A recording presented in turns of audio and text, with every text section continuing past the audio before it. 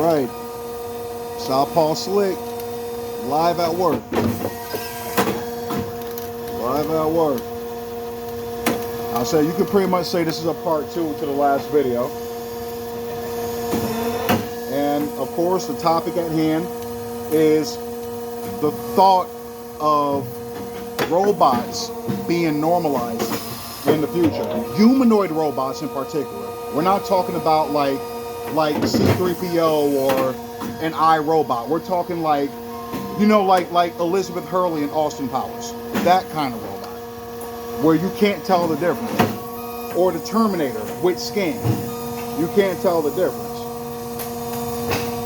Now, when it comes to robots and relationships, that's what I really want to delve into. Because this is also going to go into something else.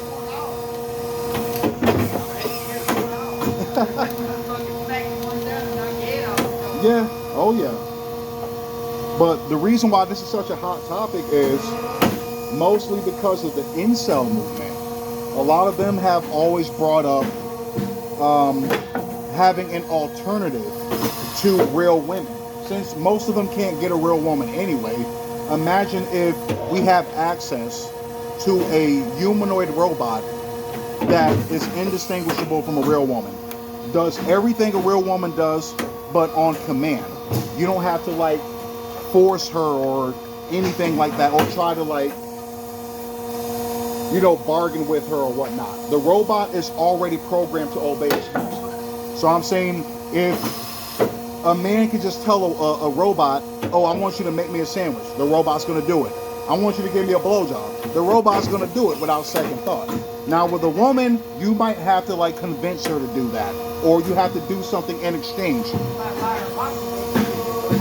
Exactly. You might have to get her a Birkin bag or some shit for her to do half of the things the robot would do without question.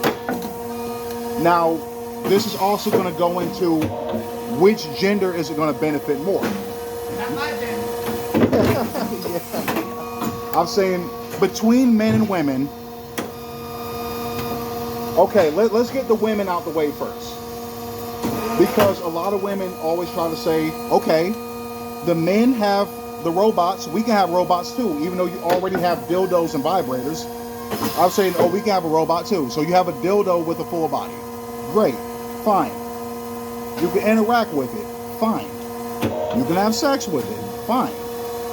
A woman is going to be cool with that at first, but she's going to get tired of that male robot over time. And I'm going to tell you exactly why. I'm going to tell you exactly why. The main reason why women would get tired of the robot right away is because they cannot emotionally manipulate it. Done deal. That's it. A woman cannot emotionally manipulate a robot. And you know that's like their main trick up their sleeve, to get a man to do what they want. A robot is going to do it anyway, which is no fun to a woman. I said what's fun to a woman is if she can, like, you know, have some puppy dog eyes or something like that and get a dude to break down and do it. That makes her more happy than telling the robot, oh, I want you to cut the grass. Okay, honey. You know, he's not going to question that. Whereas another man, an actual man, he'll say something probably, maybe. And then you can emotionally manipulate him or use something as leverage. Like, okay, if you don't take out the trash, I'm not going to give you no pussy tonight. Or something like that. You can't do that to the robot.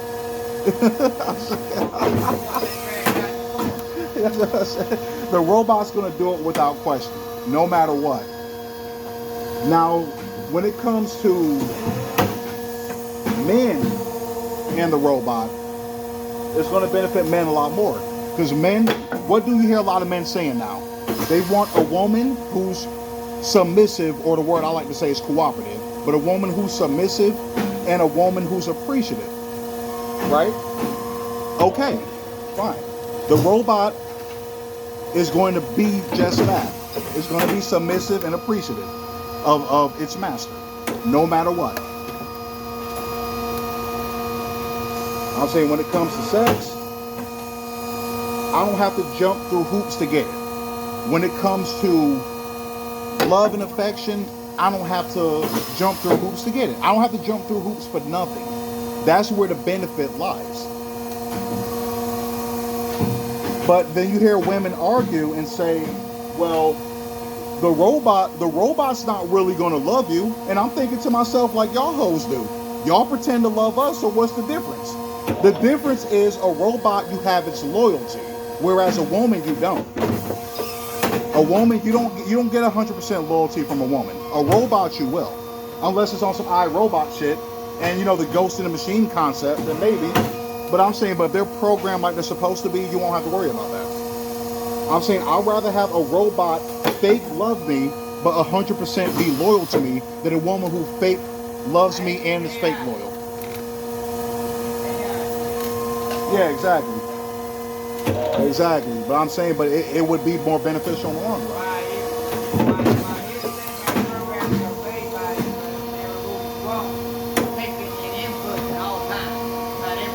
Yeah, exactly. That's what I'm saying.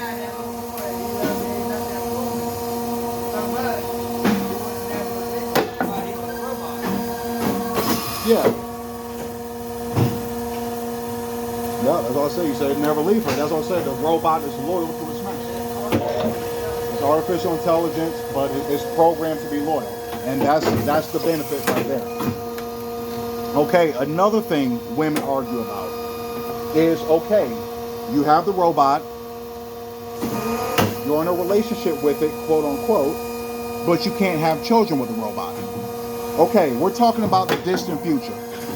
Imagine it when cloning is 100% perfected and available to the masses. Imagine when the artificial womb is perfected. See, the thing is, they've been working on the artificial womb for years now, but it's for women who suffer from infertility.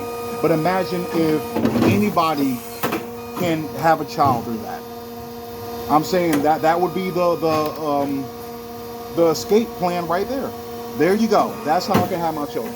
I can either clone myself and raise myself, or I can have a child through in vitro fertilization through the artificial womb. There you go.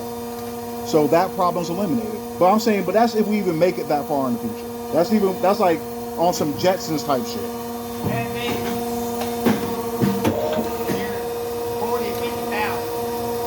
Yeah.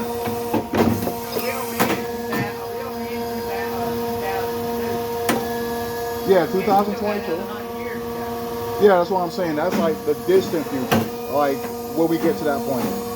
I'm saying the thing is, of course, I'm always going to be good with organic relationships between two human beings. I'm always going to be on board with that. But I'm saying, but the way a lot of women act now, I'm saying don't be surprised like in the future if you see dudes like jumping ship. You know what I mean? Like you see dudes jumping ship. The robot is widely available. Everybody has one. You know, like kind of like how most electronics are. They're expensive at first, and then once like everybody gets one, it's cheap.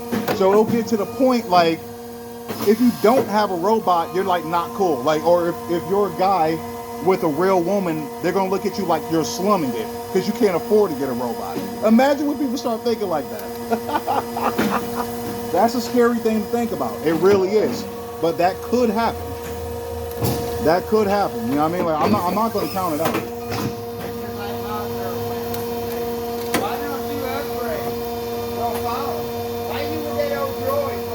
Yeah.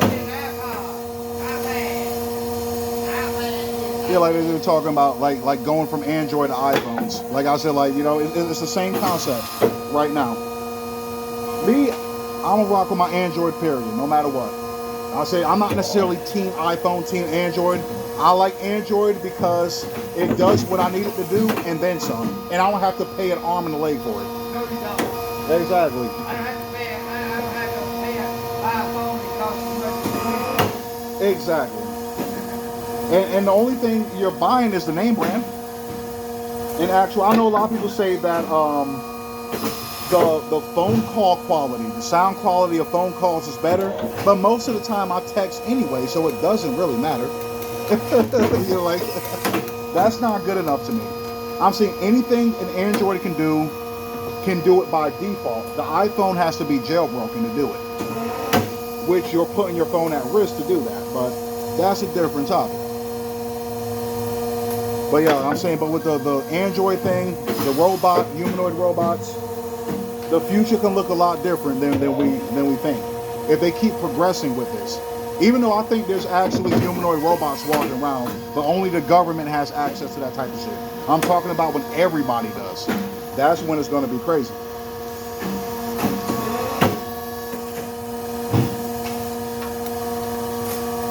Yep, I'm saying, imagine that. Let's say you can get a robot that looks like your celebrity crush. Yeah, that's what I'm saying. You'll be cool with that, wouldn't you? Yeah, exactly. And it doesn't matter. It doesn't matter if you're young, old, poor, rich. I mean, of course, you gotta have money to buy it. But I'm saying, but the robot's gonna fuck with you regardless. Another thing, there won't be no more disease in the world. That too. That too. No diseases. The robot can't give you disease. Exactly. Exactly. You don't have to worry about STDs, STIs. You don't have to worry about heartbroken, being cheated on. You don't have to worry about none of that shit. That's what I'm saying. There's a lot of benefits. There's a lot of benefits to fucking with the robot. You know what I'm saying? Like I said, imagine if you can get one that looks like a celebrity crush and never ages. Imagine if you can get a whole bunch of them. I'm saying you would never leave the fucking house. You would never leave the house. I'm saying if you have a robot orgies, you would never leave the fucking house. I get one and tell us to go rob a bank. Go rob that bank. Yeah, there you go. Yeah, exactly. Just take orders without question. Yeah, I'm saying. Yeah, exactly. But I'm saying with the robots, it's like, yeah, there's a trade-off. You're not like building a genuine relationship or whatnot. But still, if you need the robot to act, even though you know that they're pretending deep down, you can still suspend your disbelief and rock with it anyway. I'm saying if the robot's making you happy, then so be it, you know? But like I said, I don't know, I'm kind of on the fence about it. Like half of me fully supports it, half of me is kind of like iffy about it. But I do see the benefit in the long run for the ones that do decide to get one. I'm not going to knock them for it. I know a lot of people want to shame, especially men. They want to shame you for wanting a robot, but they don't shame women for wanting a fucking what's that damn rose? It's not a dildo or a vibrator. It's a new sex toy, and it's shaped like a rose, and a lot of women be fucking with it. And I don't know, like it's a new sex toy, yeah. It's like a rosebud. It looks like a rose, and it lets out like an aroma.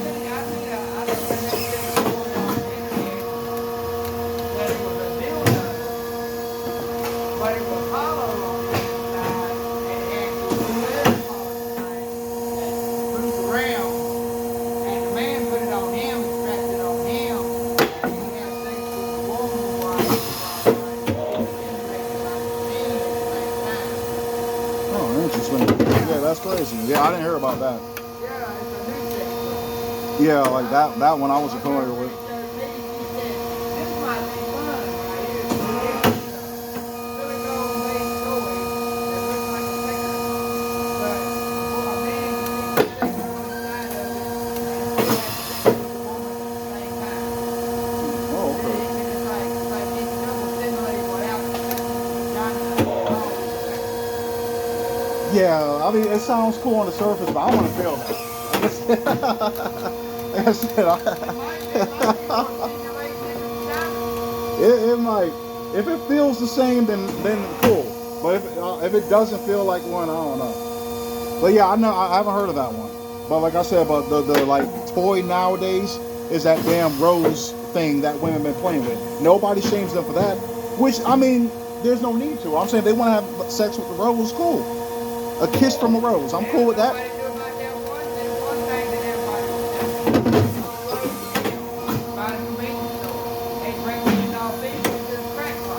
Oh yeah, those. Yeah. Nobody knew about that. They forgot you know about it. And so and I'm gonna give one thing. Yeah.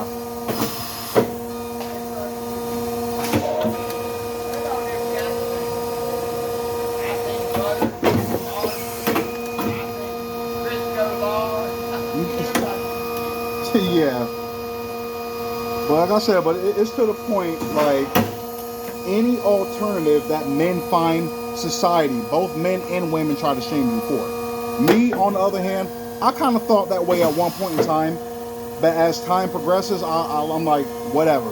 I'm saying if it makes men happy and gives them some kind of freedom from the craziness you have to deal with nowadays, yeah, I'm cool. I'm cool with it. But that's just a little, like quick thought on the robot thing since it came up. But like I said, we've been talking about this for years. Really been talking about it.